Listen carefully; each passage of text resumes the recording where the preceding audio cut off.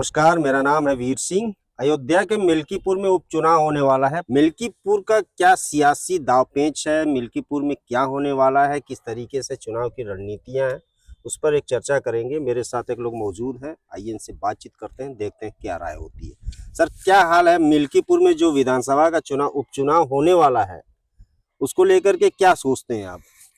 देखिए, मिल्कीपुर का जो विधानसभा चुनाव हो रहा है, पिछली बार तो मान के चलिए कि 9 असेंबली के बाई इलेक्शन हो चुके हैं। 7 बीजेपी और 2 समाजवादी पार्टी, और एक जो मिल्कीपुर सीट बची थी वो न्यायालय में चली गई। पूर्व विधायक बाबा गोरखनाथ ने याचिका दायर की थी, वो न्यायालय में चली गई। अब न्यायालय ने उसको दे दिया है कि मिल्कीपुर का चुनाव कराया जाए। अब जो मिल्कीपुर का चुनाव हो रहा है, इसके पहले जो मिल्कीपुर विधानसभा थी, सोहावल विधानसभा थी। पूर्व मंत्री, वर्तमान सांसद फैजाबाद, अयोध्या, अवधेश प्रसाद जी 4 दफे विधायक थे। जब प्रसीवन के बाद मिल्कीपुर सीट बनी तो लगभग 5 दफे वहां से विधायक अवधेश जी थे।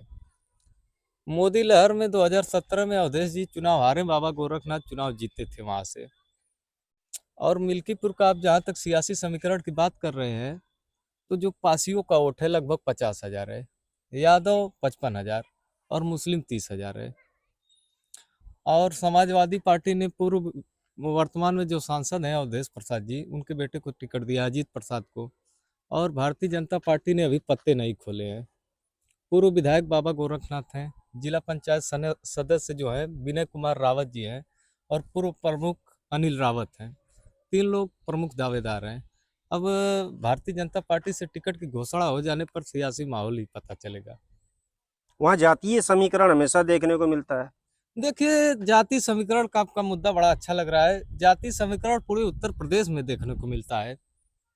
ये नहीं कि आप एक असेंबली की बात कर लें, आप रुदौली में चले जाइए, वही फैक्टर है। गोसाईगंज चले जाइए, गोसाईगंज में जातीय समीकरण पिछले बार असेंबली के जो चुनाव हुए थे, जातीय समीकरण वर्तमान विधायक थे खब्बू तिवारी के पक्ष में था, लेकिन चुनाव जीते अभय सिंह। अच्छा, अजय राय ने कह दिया है कि भाई हम वहां से प्रत्याशी नहीं उतारेंगे, हम समाजवादी को सपोर्ट करेंगे। इसका कुछ प्रभाव पड़ेगा? सभा को इसका लाभ मिल पाएगा कि नहीं? नहीं, देखिए, जो पार्लियामेंट का चुनाव हुआ था, इंडिया गठबंधन ने 43 सीटें जीती थी, तो वो एक अलग फैक्टर था। लगभग मान के चलिए उसमें यमवाई फैक्टर, मुस्लिम यादव का एक मुश्त वोट मिला। जैसे असेंबली का जो चुनाव होता है, जो स्थानीय जन नेता होता है, मान लीजिए मुस्लिम 8 से 10% बसपा से अगर कोई लड़ गया तो काट लेता है वोट। लेकिन इस बार का आप सीडीएस का सर्वे देखा होंगे, आप तो मीडिया के लोग ही हैं, लगभग 94% मुस्लिम वोट इंडिया गठबंधन की तरफ गया। लगभग 85% वोट यादवों का इंडिया गठबंधन पे, और सोशल इंजीनियरिंग के तहत तमाम जातियां जुटी और 44% वोट मिला। और जब असेंबली का चुनाव होता है तो कांग्रेस पार्टी की आप बात कर रहे हैं, अजय राय जी पूर्व विधायक वाराणसी पिंडरा और लोकसभा प्रत्याशी मोदी जी के सामने रहे। कांग्रेस पार्टी के मिल्कीपुर में कोई लड़े या न लड़े, उससे कोई पार्टी पर जोड़ नहीं जाने वाला है समाजवादी पार्टी का। सीट निकल किसकी सकती, भाजपा की या समाजवादी की?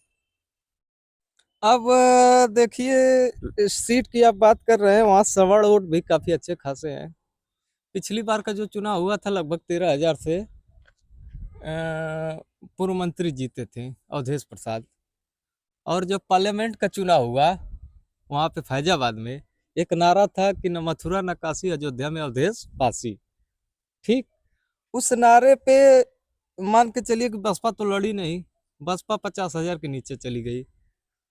और जो वहाँ के पासी वोटर थे, अवधेश प्रसाद जी को अपना नेता मानते और वोट भी दिए, और वहाँ से समाजवादी पार्टी चुनाव जीत गई।